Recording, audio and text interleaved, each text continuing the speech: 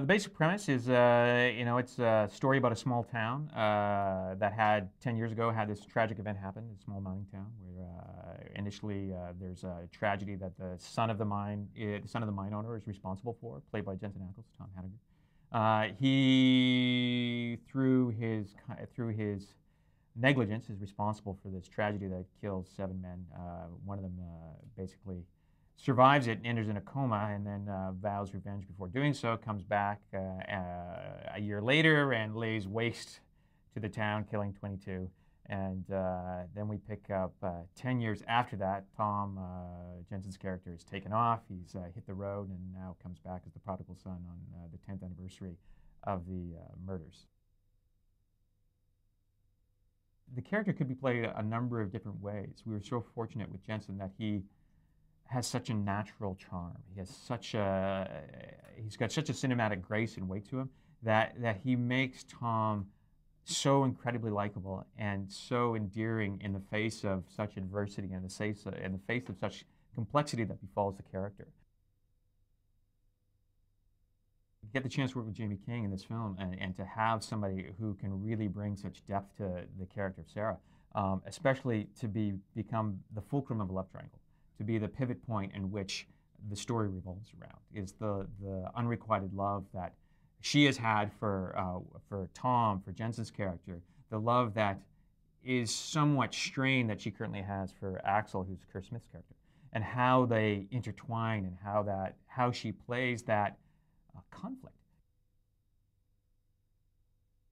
The character of Axel was the trickiest part to cast, because Axel was a very conflicted man. He's a guy who has very dark tendencies, who wants to be charming, knows he's second fiddle, knows he's the guy who got the girl by default and didn't win her honestly. And by the very nature of that, Kerr's choices in playing the character is so unique and so deep, and the moments that he draws on and the surprises that he brings to Axel's performance, to really bring Axel to life, are fascinating. It's every day that we do stuff, he explores new different things that are always surprising and always take us in directions that enhance every part of the story. One of the best things about the film and the horrifying aspects of it is that at its core, it's mystery. There's something unknown. There's something unknown that must be solved. There's somebody doing horrific events, and you do not know who they are. You do not know why they're doing it.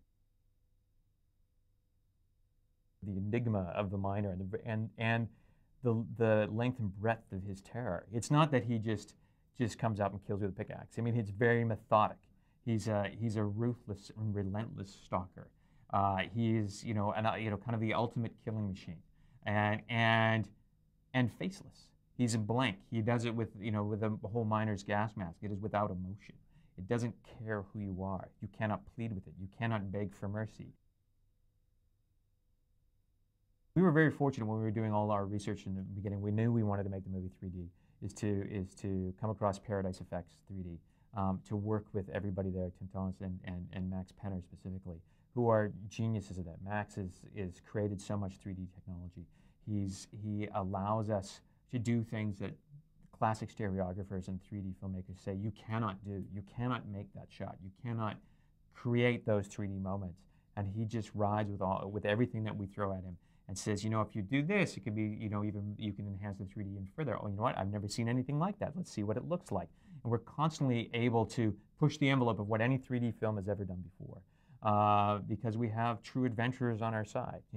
Real groundbreakers in the realm of 3D.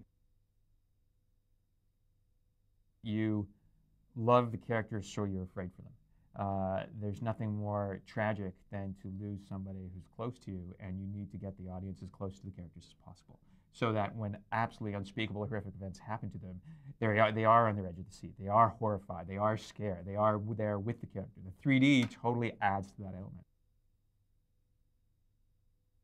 The 3D literally puts you into the story. You're part of the story. The story envelops you.